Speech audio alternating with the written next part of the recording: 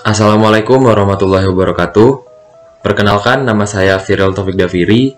Saya dari kelas MO3 Pengantar Bioteknologi Universitas Brawijaya. Pada kesempatan kali ini saya akan membahas dan menjelaskan tentang DNA dan juga RNA. Yang pertama adalah DNA, atau biasa disebut deoksiribonukleot asid. Secara garis besar, DNA adalah informasi genetik yang dimiliki makhluk hidup yang akan diturunkan secara turun-temurun. Dilansir dari Ensiklopedia Britannica, DNA atau asam deoksiribonukleat adalah informasi genetik untuk pewaris sifat dari induk ke anak-anaknya. Jadi, secara garis besar bisa disimpulkan bahwa DNA adalah asam nukleat yang terletak di dalam inti sel dan berfungsi untuk menyimpan segala informasi makhluk hidup dalam bentuk materi genetik. DNA juga menentukan sifat organisme yang diturunkannya. Banyak sekali manfaat yang kita dapat dari pemanfaatan DNA, terutama dalam masalah yang berkaitan dengan genetika. DNA terdiri dari dua rantai polinukleotida berpasangan yang berpilin membentuk suatu heliks yang disebut dengan heliks ganda. Bisa dilihat pada samping kanan saya terdapat gambaran atau animasi dari DNA double helix. Kira-kira seperti ini gambarnya. Seperti yang saya jelaskan tadi bahwa DNA terdiri dari dua rantai polinukleotida berpasangan. Masing-masing dari rantai polinukleotida tersebut merupakan polimer linier yang berbentuk monomer-monomer yang antara monomer satu dengan yang lainnya dihubungkan dengan ikatan fosfodiester. Ikatan fosfodiester sendiri adalah pusat dari semua kehidupan di alam semesta, terutama di bumi, karena mereka membentuk tulang punggung untaian asam nukleat dalam RNA maupun DNA.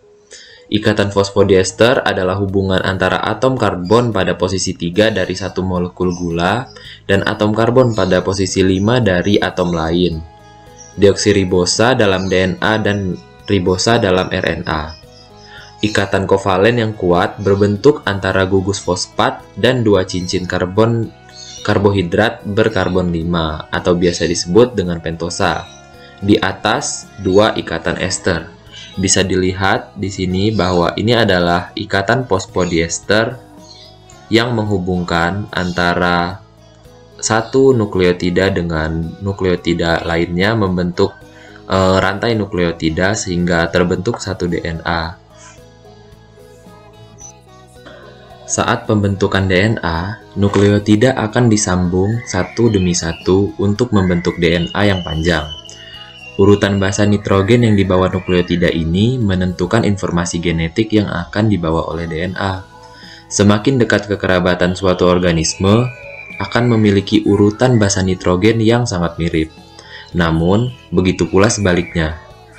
Jika semakin jauh kekerabatan, akan memiliki kemiripan yang sangat sedikit pula. Misalnya, antara anak dengan ibunya akan memiliki urutan basa nitrogen yang banyak persamaannya. Namun, antara seorang anak dengan temannya akan memiliki banyak perbedaan dan urutan. Lebih-lebih untuk organisme yang berbeda spesies, misalnya manusia dengan kucing, perbedaannya akan semakin jauh. Kembali lagi dengan pembahasan ikatan fosfodiester tadi, kita bisa melihat di sini bahwa fosfodiester menghubungkan karbon 5 dengan karbon 3. Bisa dilihat dari satu nukleotida dihubungkan dengan nukleotida lain sehingga membentuk suatu rantai yang dihubungkan oleh fosfodiester bond atau penghubung fosfodiester, ikatan fosfodiester. Selanjutnya kita akan membahas struktur dari suatu DNA. Sudah dijelaskan tadi bahwa DNA merupakan molekul yang dibentuk oleh subunit-subunit berantai panjang. DNA adalah suatu molekul besar kompleks yang terdiri dari dua pita panjang yang saling berpilin membentuk heliks ganda atau double helix. Dan setiap pitanya merupakan suatu polimer dari ratusan hingga ribuan subunit. Subunit tersebut disebut dengan nukleotida. Tadi sudah kita singgung sedikit tentang nukleotida, tapi apa itu nukleotida? Secara garis besar, nukleotida adalah senyawa organik yang terdiri dari nukleosida dan sebuah gugus fosfat. Ia berperan sebagai monomer yang menyusun polimer berupa asam nukleat, yaitu asam deoksiribonukleat, atau biasa kita sebut DNA, dan ribonukleat atau biasa kita sebut RNA. Keduanya adalah biomolekul penting yang menyusun makhluk hidup di bumi. Nukleotida diperoleh dari makanan dan juga disintesis dari hati melalui nutrien. Nukleotida berperan penting dalam metabolisme di tingkat dasar dan seluler. Nukleotida mengandung energi kimia dalam bentuk nukleotida trifosfat, yaitu adenosida trifosfat atau ATP, guanosida trifosfat atau GTP, dan sitidina trifosfat atau CTG, dan juga uridina trifosfat atau UTP. Dalam satu nukleotida terdiri dari gula pentosa atau gula yang disebut deoksiribosa, bisa dilihat di sini gula. Yang kedua adalah senyawa fosfat. Oleh senyawa fosfat. Dan yang ketiga adalah basa organik. Basa organik. Basa nitrogen penyusunnya bisa berupa purin, adenin, dan guanin, atau pirimidin, sitosinin, timin, maupun urasil. Sedangkan gula penyusun bisa berupa deoksiribosa maupun ribosa. Adapun fungsi dari nukleotida sendiri adalah sebagai gudang informasi genetik, struktur protein dan metabolisme biomolekul, juga komponen seluler lainnya. Nukleotida juga merupakan produk informasi yang sudah terprogram dalam nukleotida tersebut. Bisa dilihat dalam basa nitrogen tersebut terdiri dari A. adenin, T. timin, C. sitosimin, dan G. guanin. Selain adanya nukleotida, terdapat juga nukleosida. Tadi sudah saya jelaskan bahwa nukleotida memiliki 3 karakteristik komponen, yaitu basa nitrogen heterosiklik, gula pentosa, dan juga gugus fosfat. Molekul nukleotida yang gugus fosfatnya mengalami hidrolisis dinamakan dengan nukleosida. Jadi, bisa kita simpulkan bahwa nukleosida merupakan sebutan untuk bagian dari nukleotida tanpa gugus fosfat. Dengan demikian, nukleosida tersusun dari gula ribosa atau deoksiribosa dan juga basa nitrogen. Bisa kita lihat struktur nukleotida dan nukleosida pada gambar di atas. Yang A ini adalah nukleotida yang terdiri dari gula pentosa, basa nitrogen, dan gugus fosfat.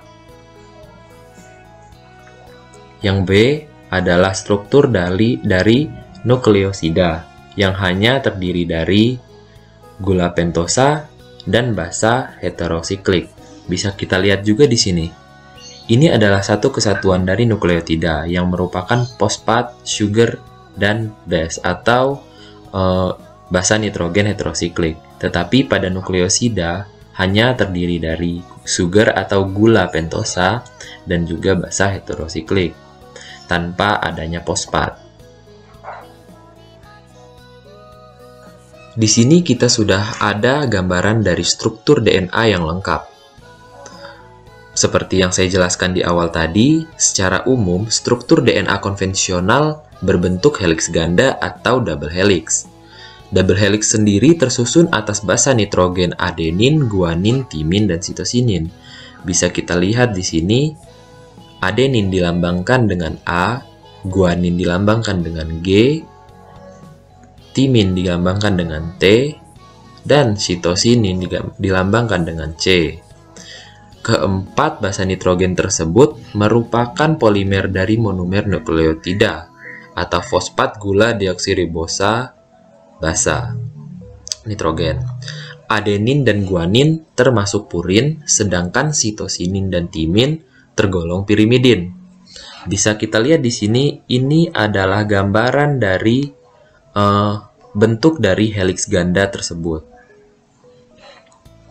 Heliks ganda tersusun atas dua utas polinukleotida yang saling terhubung oleh ikatan hidrogen lemah. Bisa kita lihat di sini, ini adalah hidrogen bond atau ikatan hidrogen yang menghubungkan adenin dengan timin. Ikatan hidrogen tersebut terbentuk antara dua basa nitrogen, purin dan pirimidin yang saling berpasangan.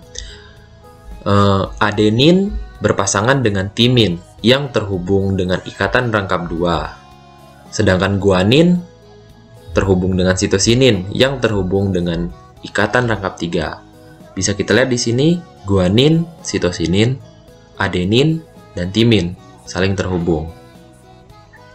Berikut ini akan saya jelaskan struktur molekul dari adenin dan guanin serta timin dan sitosinin. Basa nitrogen tersebut terhubung ke suatu gula deoksiribosa pada rantai punggung DNA atau sugar phosphate backbone. Gula deoksiribosa merupakan modifikasi dari gula ribosa, yaitu gula dengan atom 5 karbon, di mana pada atom karbon nomor 2 kehilangan atom oksigennya. Oleh karena itu, gula tersebut dinamakan deoksi yang berarti kehilangan oksigen. Pada rantai punggung DNA atau DNA backbone, gula deoksiribosa kemudian terhubung dengan suatu gugus fosfat, tepatnya pada atom karbon nomor 5 dari gula deoksiribosa. Selanjutnya adalah basa nitrogen penyusun DNA, purin dan pirimidin. Basa nitrogen adalah senyawa organik yang mengandung nitrogen dan bersifat basa. Dikenal dua jenis basa nitrogen, yaitu purin dan pirimidin. Purin disusun dari cincin yang memiliki dua cincin, yaitu cincin 5 dan cincin 6, yang masing-masing mengandung dua nitrogen. Sedangkan pirimidin hanya memiliki cincin 6 yang mengandung 2 nitrogen. Berikut adalah struktur kimia pembentuk purin dan pirimidin. Purin membentuk 2 dari 4 nukleobase dalam DNA dan juga RNA, yaitu adenin dan guanin. Sedangkan pirimidin membentuk basa lain dalam DNA dan RNA, yaitu timin, sitosin, dan urasil. Urasil ini ada pada RNA.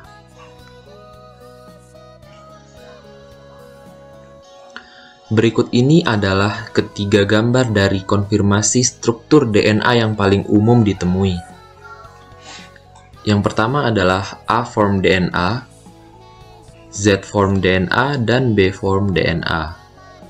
Di antara ketiga itu, jenis DNA yang paling melimpah adalah B-DNA, yang biasa dikenal dengan Watson-Crick model DNA double helix. Yang pertama adalah aDNA.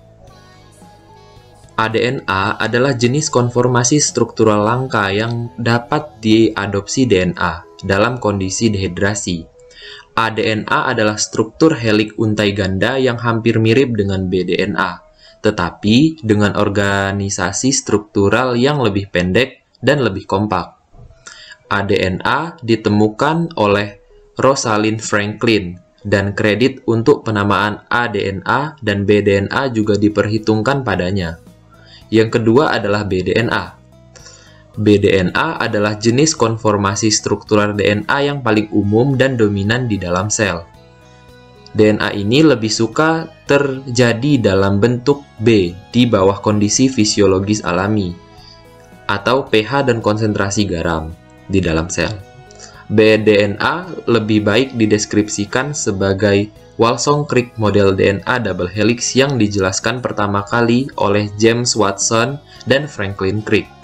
Dan yang ketiga adalah zDNA. zDNA adalah konformasi heliks ganda kidal di mana heliks ganda berputar ke kiri dalam pola zigzag.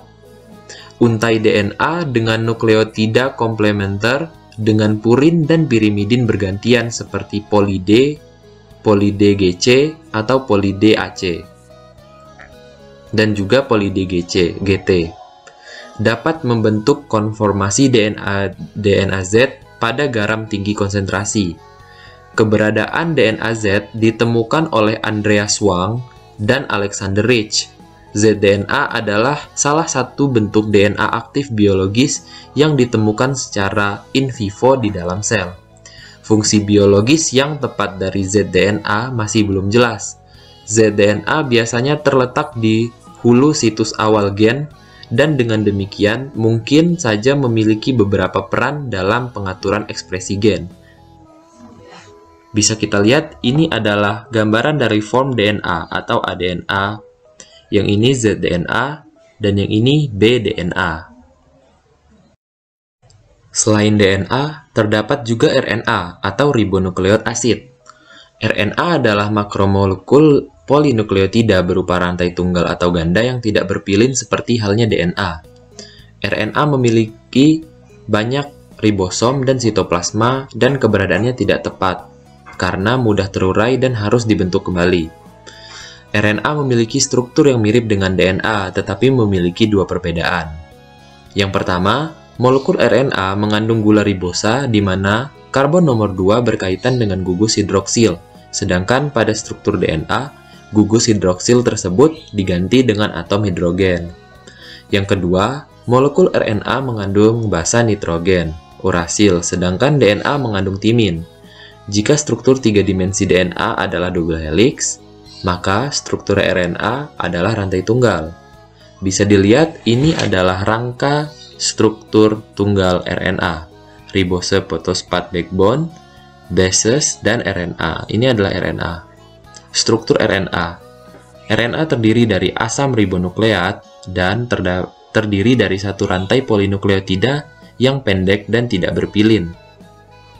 Tiap nukleotida terdiri dari gula pentosa atau gula ribosa dan basa nitrogen yang terdiri dari purin, guanin, dan adenin, pirimidin yang terdiri dari sitosinin dan urasil, juga fosfat. RNA sendiri memiliki banyak manfaat, yaitu sebagai penyimpan informasi genetik, misalnya pada materi genetik virus, terutama golongan retrovirus. RNA juga mempunyai fungsi sebagai penyalur informasi genetik, misalnya pada proses translasi untuk sintesis protein. Dan juga RNA juga dapat berfungsi sebagai enzim ribosim, atau yang dapat mengkalis formasi RNA-nya sendiri atau molekul RNA lain. Bisa dilihat di sini, ini adalah basa nitrogen pada RNA. Perlu diketahui, RNA hanya memiliki satu untai basa nitrogen yang terdapat pada RNA, berupa adenin, guanin, sitosinin, dan juga urasil. Dan yang di sini adalah struktur lengkap RNA. Bisa dilihat di sini. Selanjutnya adalah perbedaan DNA dan RNA. Pada DNA, rantai polinukleotida bentuknya panjang, double helix, atau ganda dan juga berpilin. Tetapi pada RNA, pendek, tunggal atau tidak ganda dan tidak berpilin.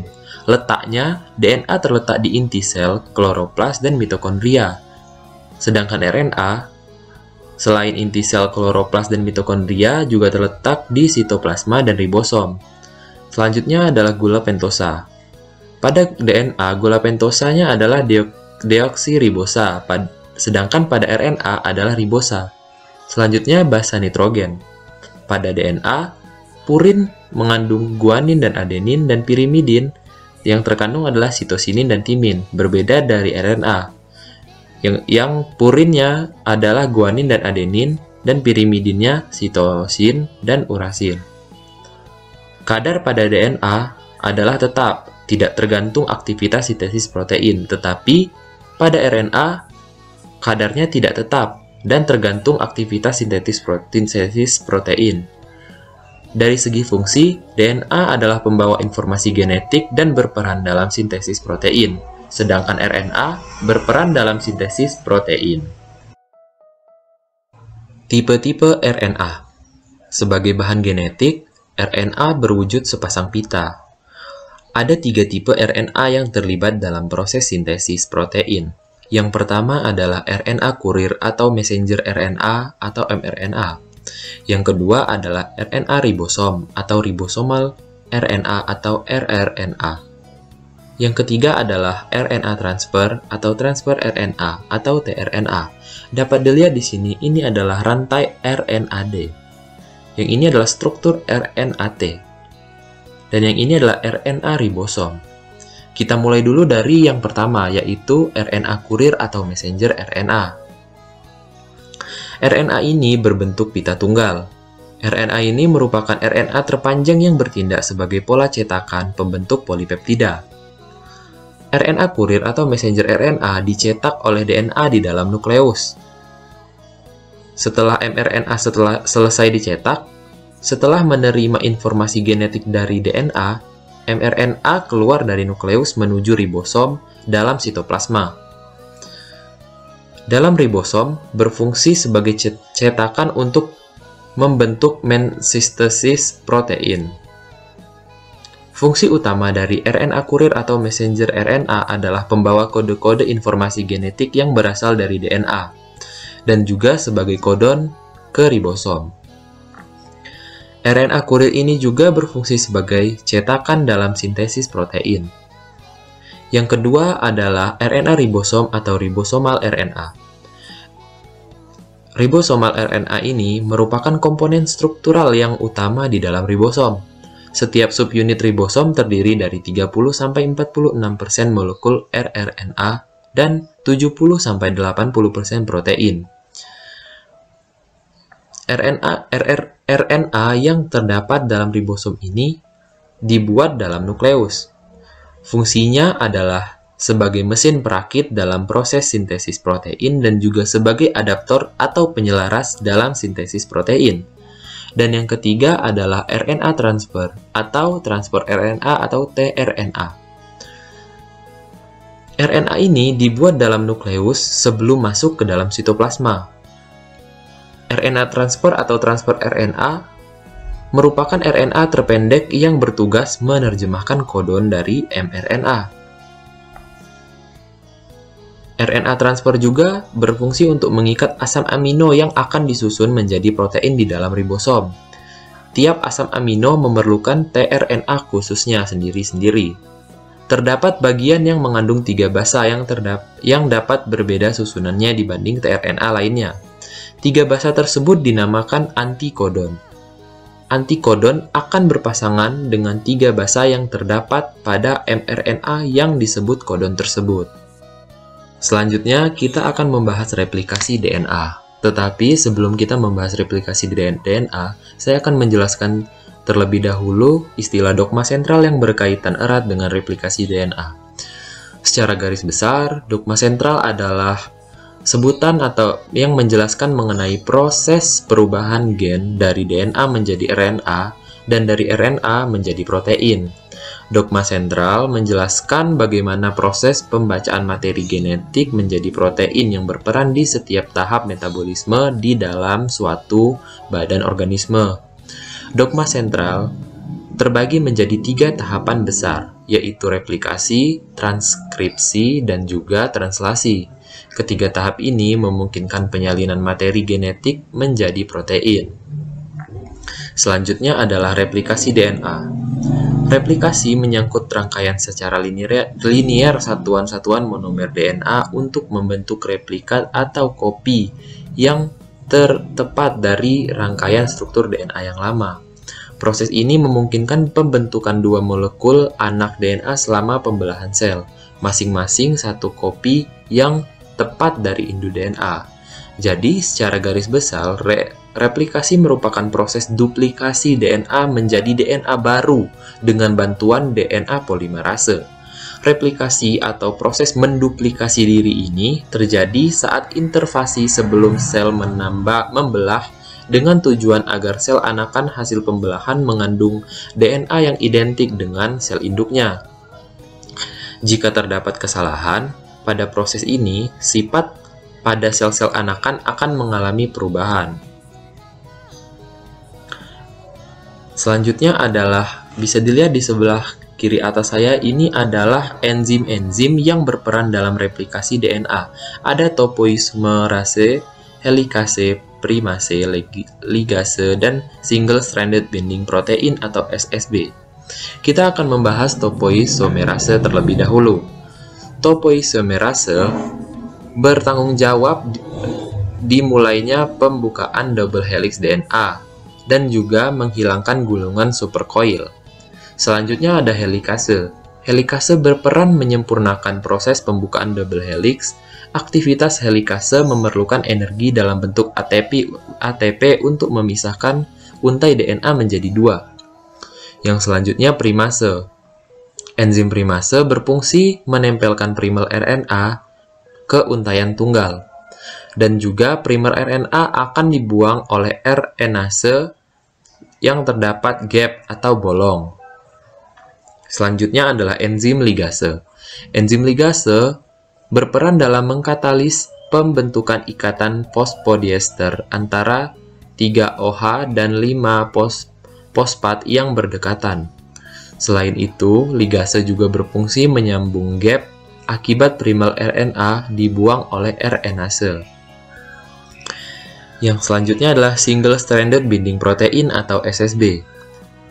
SSB ini menjaga kestabilan dari replication fork dan juga SSB ini sangat labil sehingga perlu diikat oleh protein yang agar stabil. Ini adalah gambaran dari replikasi DNA.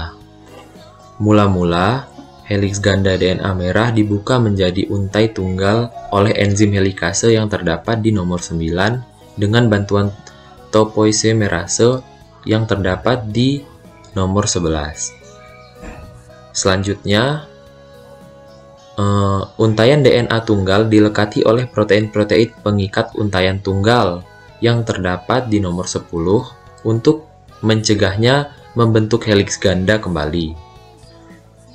Primase yang terdapat di nomor 6 membentuk oligonukleotida RNA yang disebut primer pada nomor 5. Selanjutnya, molekul DNA polimerase yang terdapat di nomor 3 dan 8 melekat pada seuntai tunggal DNA dan bergerak sepanjang untai tersebut memperpanjang primer, membentuk untaian tunggal DNA baru yang disebut leading start yang terdapat di nomor 2 dan juga terdapat di nomor 1 yaitu lagging start.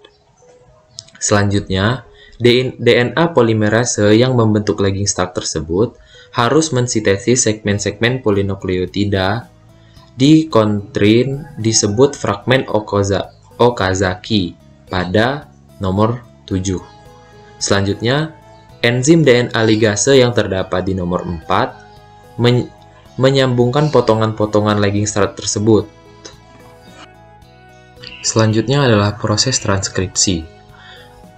Proses transkripsi adalah proses pengkopian RNA-D dari DNA pada rantai sense yang dibuka oleh enzim RNA polimerase yang terjadi melalui 3 tahap, yakni inisiasi atau permulaan, elongasi atau pemanjangan, dan terminasi atau pengakhiran. Pada tahap ini akan menghasilkan jenis RNA yaitu mRNA, tRNA, dan rNNA. Tahap ini dapat berlangsung di dalam sitoplasma dengan diawali proses pembukaan rantai ganda yang dimiliki oleh DNA dengan bantuan enzim RNA polimerase. Jadi, bisa disimpulkan bahwa transkripsi adalah proses sintesis RNA dengan template gen-gen yang terdapat dalam untai DNA. Proses transkripsi sendiri berlangsung di dalam nukleus pada sel-sel eukariotik atau di dalam sitoplasma pada sel-sel prokariotik. Transkripsi dari setiap gen akan menghasilkan RNA untai tunggal yang sekuensnya merupakan komplement dari sekuens nukleotida pada salah satu untai DNA dan untai ganda.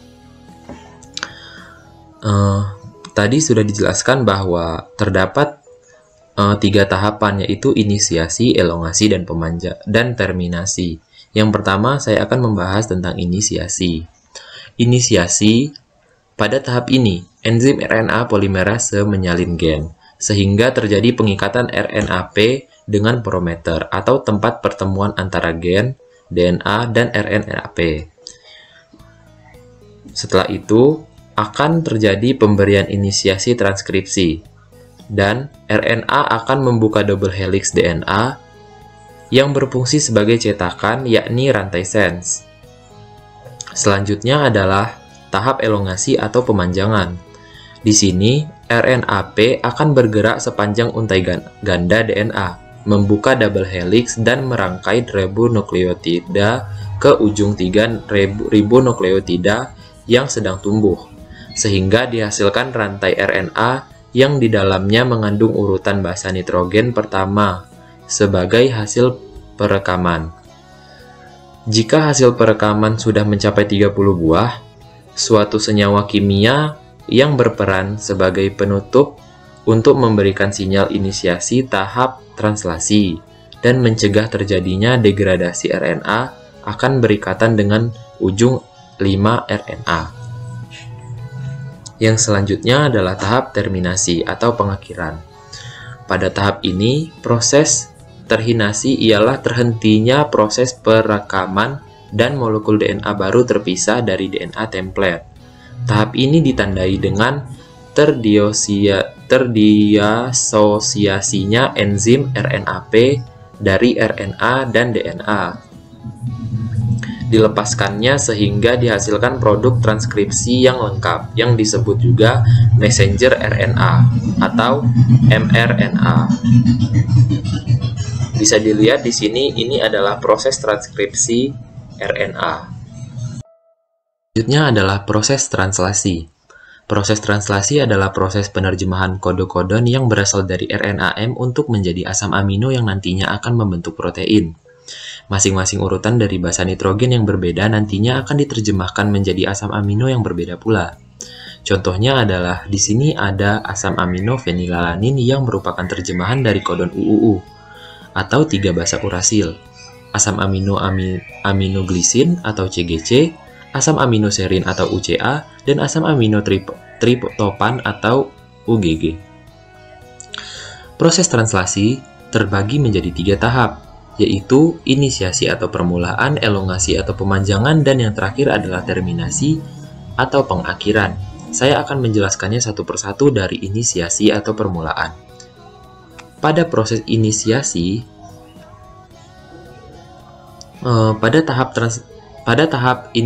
inisiasi atau permulaan, unit kecil dari ribosom akan mengikat pada mRNA yang sudah membawa kode genetik untuk asam amino yang akan dibuat. Kemudian, mengikat bagian inisiator dari tRNA.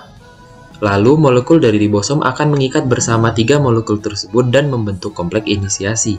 Langkah selanjutnya adalah molekul dari tRNA tersebut akan mengikat dan memindahkan asam amino dari sitoplasma ke ribosom dengan bantuan enzim dan energi GTP.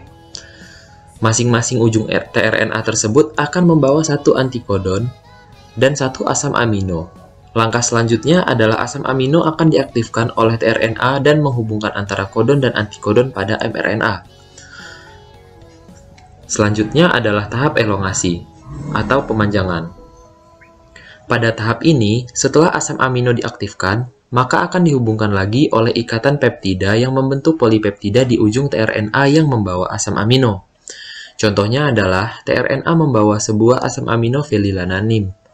Dengan demikian, antikodonnya akan AAA yang kemudian akan berhubungan dengan kodon mRNA yang UUU. Pada proses ini, rantai polipeptida akan memanjang. Hal ini disebabkan oleh adanya penambahan dari asam amino. Selanjutnya adalah proses terminasi atau pengakhiran. Tahap akhir adalah ketika antikodon yang dibawa oleh tRNA bertemu dengan kodon UAA, UGA, dan UAG. Hal tersebut dikarenakan rantai polipeptida yang sudah terbentuk akan dilepaskan dari ribosom dan diolah untuk menjadi protein yang fungsional.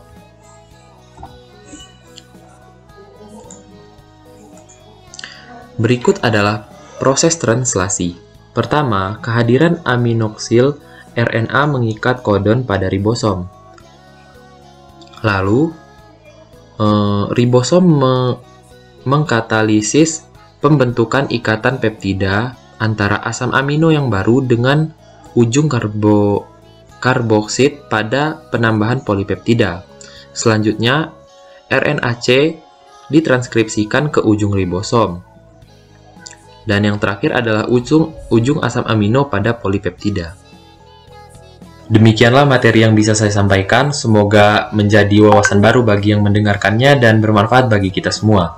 Saya selaku pembaca dan pembuat materi memohon maaf sebesar-besarnya jika dalam materi saya tersebut masih terdapat kesalahan dan jika pengucapan saya kurang jelas. Saya Viral Taufik Dafiri, pamit undur diri. Wassalamualaikum warahmatullahi wabarakatuh.